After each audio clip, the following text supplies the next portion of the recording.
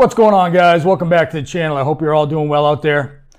All right, so we're going to kick things off. It's been a while since I've done a video, and we're going to kick things back off with a little series on optics, or rifle scopes if you prefer.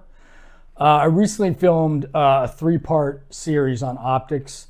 The first video was what I would consider to be entry-level scopes. That's any optic $150 or less. I chose 5 scopes that I thought you would run across in your travels, Amazon scopes, things of that nature. And then the second video, which has already been filmed, was the budget level scopes. And that's all scopes between $150 and $500. For instance, like this AIRGUN, these two AIRGUNs back here. It's a very popular scope in that category. And then I'm gonna finish it up with a higher level scopes between $500 and $1,500. That has not been filmed yet.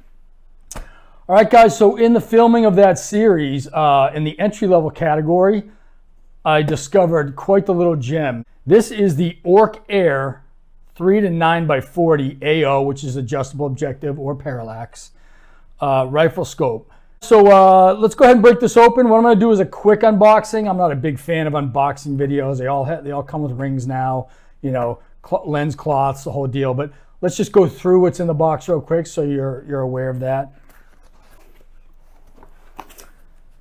Okay, so you got your user manual, obviously. And unlike most of the Chinese type scopes, Amazon type scopes, you get a really crummy user manual normally. This one, however, is a step up. Pretty nice, very clear and concise, covers the reticle, the whole deal. So right off the bat, I can tell they're putting a little more effort into this entry-level scope than you would normally see at this price. Of course, also you get a lens cloth. Most scopes today come with those. And the optic itself comes in a bag. I think it had a rubber band on it initially. Okay. And also a set of rings, which, pretty standard. They look decently well machined. Yeah, not too bad, guys. Pretty well machined, kind of like your CV Life Monstrum quality rings there. Decent heft to them. All right, so that's it, guys. I'm not big on the unboxings, like I said. Let's get this stuff out of the way and move on to the scope. Now, what I like to do, guys, I did this in my series as well. I like to check the functionality of the scope, meaning how does the diopter, the magnification ring, the turrets, and the adjustable objective or adjustable parallax, how does that all work? Is it smooth?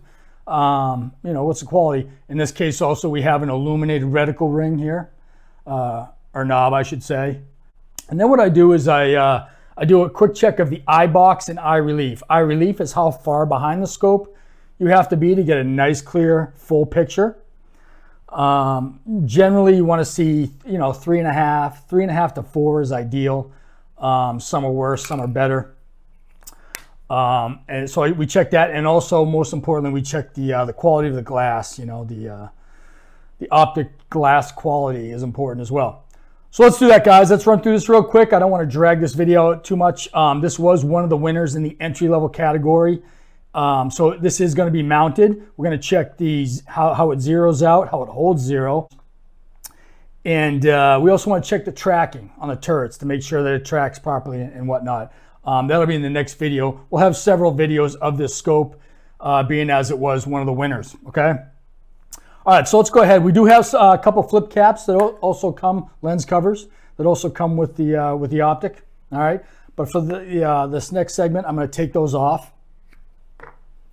All right, guys, I like to check the diopter first. And we're checking for smoothness. Now, the diopter is just making sure that the reticle is clear for your particular eye. Has nothing to do with focusing on the target. So what you do, guys, is you look at a white wall or a blue sky, something solid, and you just make quick 2 to 3 second adjustments until that reticle becomes crystal clear. You just keep turning it a little bit at a time until it's crystal clear for your eye, meaning the reticle. All right. So let's check the functionality of that real quick.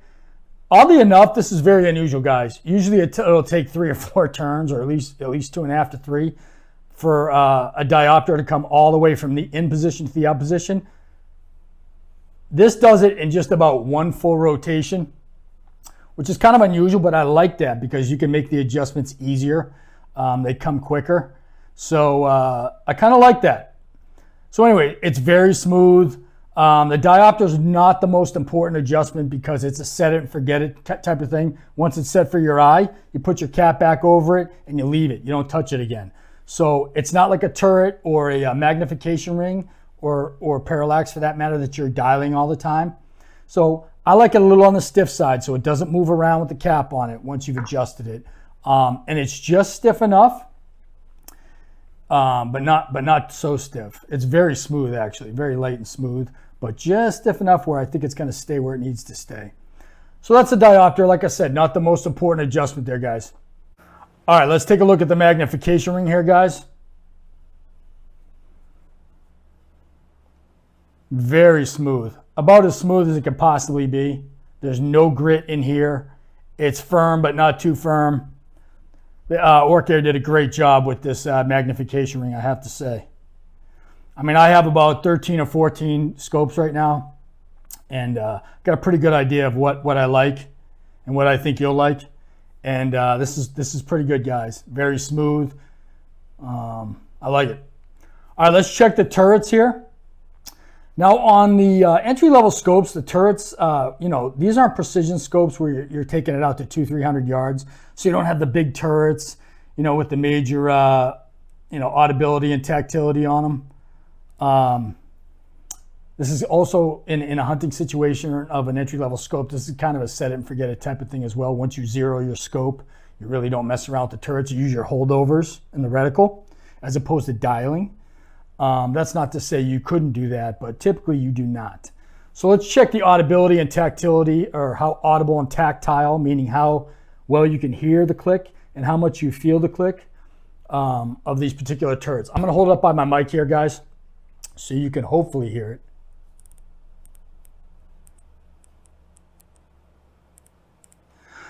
Okay, it's on the lighter side of both being audible and tactile.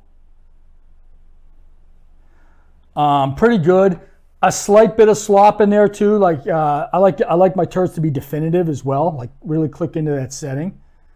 There's the slightest bit of slop in there, which you would expect at an entry level scope. Nothing out of the norm there. But again, I mean, you can definitely hear it and feel it definitively, which is all I ask of a scope of this caliber. Let's check the windage. They're typically the same, but I always check. Sometimes my windage and elevation are different, so I always check them. Okay, guys, let's check the illuminated reticle here. And they really nailed this. A lot of times on the scopes I've been getting lately, this is very stiff. Not that it needs to be real loose, but like this is just a perfect balance. It's firm enough where it's going to stay in place and not cause you problems, but it's not. It turns very easily at the same time. And this is just red. There's no red and green option here. A lot of you guys are used to that now.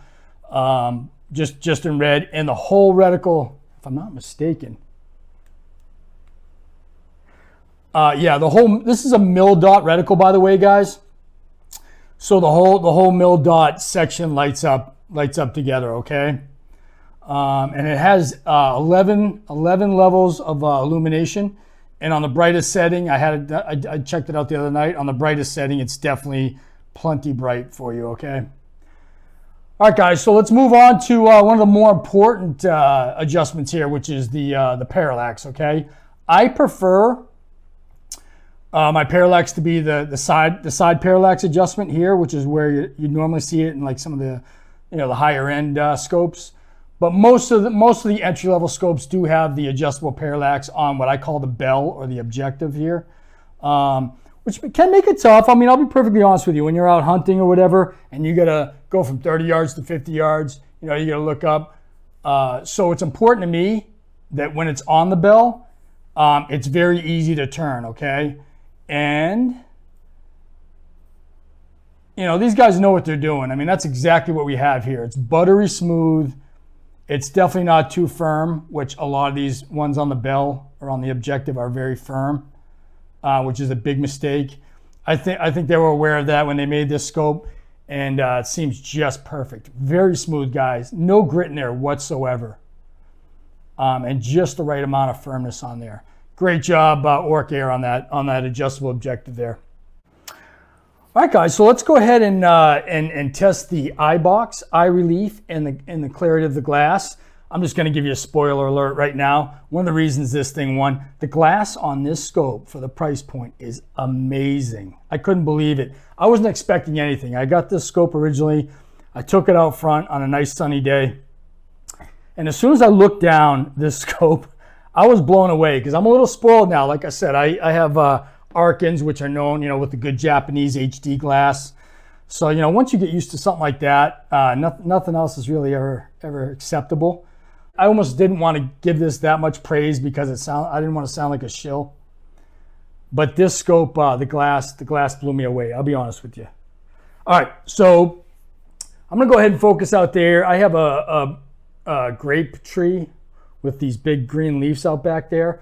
Let's go to 20 yards here, and we'll just go on 4 power. And guys, you'll know better than I am what the actual eye relief is, which is how far behind the scope you have to be to get a nice full picture. And that's it right there. So I'm feeling like that's about 3.5 to 4 inches, which is ideal. You can't ask for more than that. And guys, I don't see any scope shadow. Like, I'm so comfortable behind this scope. I don't know what it is. It's more like my AIRGUNs. Great glass. Very comfortable, nice full picture. And that leads us to the eye box, which is how far left, right, up, down you can go without the scope shadow and fringing. And again, it's very good.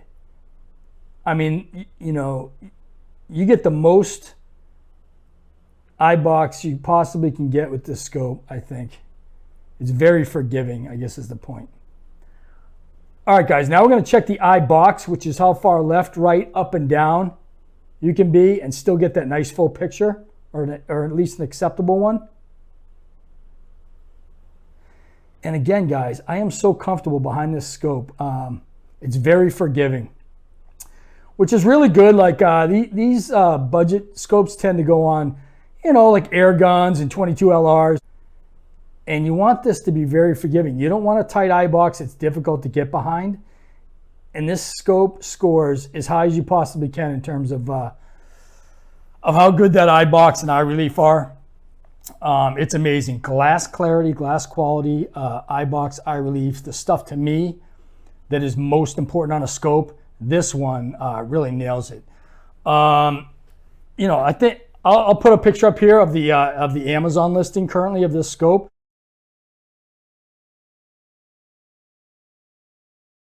I believe it's like $59 or $69 right now on Amazon. They just got them restocked. They sold out pretty quickly.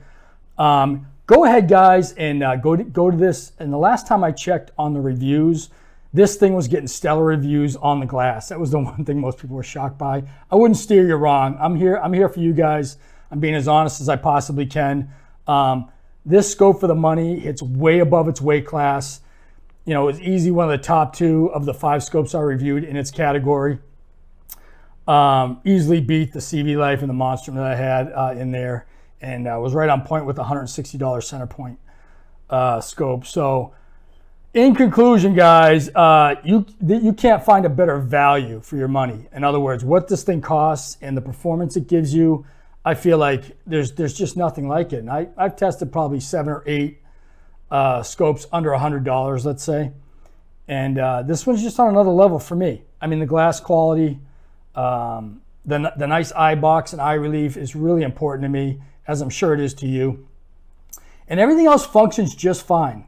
There's no complaints anywhere. In fact, some of these things are even better than fine. They're superb, I should say. All right, guys, so that's it. This is, again, the Orc Air. I think you're going to be hearing a lot more from this company. In fact, I might try to see if I can go ahead and buy and get on the way. They just came out with a black label scope that's in the next category up. I think it's about $3.99 on Amazon.